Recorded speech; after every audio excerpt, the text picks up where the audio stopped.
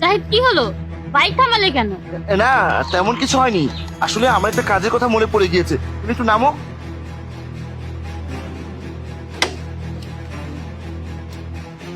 শোনো, আমি কাজটা সেরে খুব দ্রুত চলে আসছি। তুমি এখানে দাঁড়িয়ে থাকো, ঠিক আছে? আমার খুব একটা লেট হবে না, তুমি একটু অপেক্ষা করো, ঠিক আছে?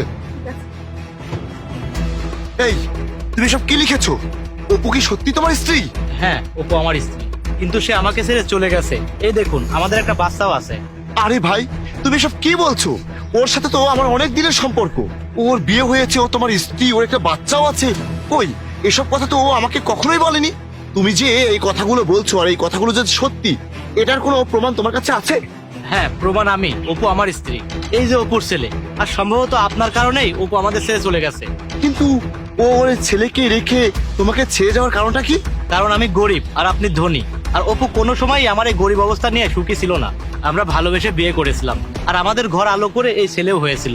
একটা সমস্যার কারণে আমার চাকরি চলে যাওয়ায় আমি সমস্যায় পড়ে যাই, আর তখনই অপু আমাদের ছেড়ে চলে যায়। কারণ আপনি অনেক ধনী, আপনার অনেক টাকা আছে।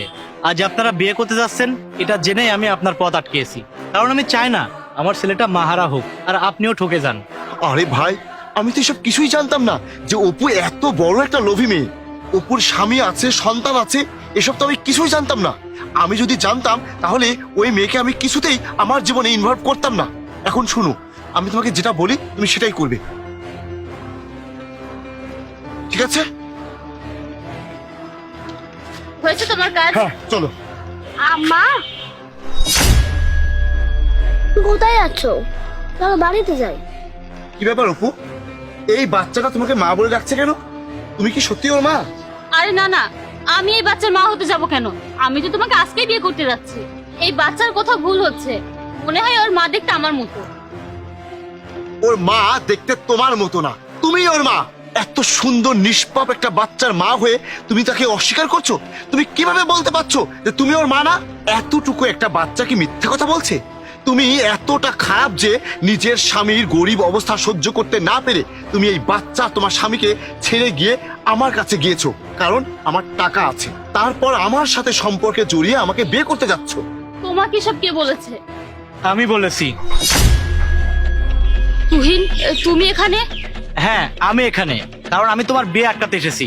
আর আমি চাই না আমার ছেলেটা মাহারা হোক। আর আমি এখনো তোমাকে অনেক ভালোবাসি। অপু, সাময়িকভাবে হয়তো আমি ক্ষতিগ্রস্ত হয়েছি, কিন্তু তুমি আমাকে ছেড়ে না গিয়ে ভালোবেসে যদি পাশে থাকতে, তাহলে হয়তো আমি সবকিছু আবার ঠিক করে নিতে পারতাম। হ্যাঁ অপু, তোমার স্বামী একেবারে ঠিক কথা বলেছে। সমস্যার সময় একে অপরকে ছেড়ে না গিয়ে দুজন দুজনের পাশে থাকতে হয়। দুজন মিলেমিশেই সব পরিস্থিতির মোকাবেলা করতে হয়। আর ভালোবেসে পাশে থেকে সাপোর্ট করলেই কিন্তু সব সমস্যার সমাধান করে নেওয়া যায়। কিন্তু তুমি কি করেছো?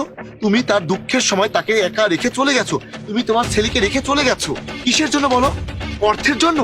তাহলে তোমার মধ্যে তোমার স্বামীর প্রতি, তোমার সন্তানের প্রতি ভালোবাসা কোথায়? স্বামীর বিপদের সময় তুমি যদি স্বামী সন্তানকে এভাবে বিপদে ফেলে তোমার নিজের সুখের জন্য চলে যেতে পারো, তাহলে তো কালকে অন্য কারোর জন্য তুমি আমাকেও ছেড়ে, আমার বিপদে আমাকে ছেড়ে চলে যাবে। কারণ তোমার ভালোবাসা তো অর্থের উপরে। যে মেয়ে নিজের স্বামীকে ছাড়তে পারে, নিজের সন্তানকে ছাড়তে পারে, তার কাছে তো ভালোবাসার কোনো অর্থই নেই। সে তো কারো ভালোবাসা পাওয়ার যোগ্যই না। তোমাকে তো এখন আর আমার বিয়ে করার কোনো প্রশ্নই আসে না।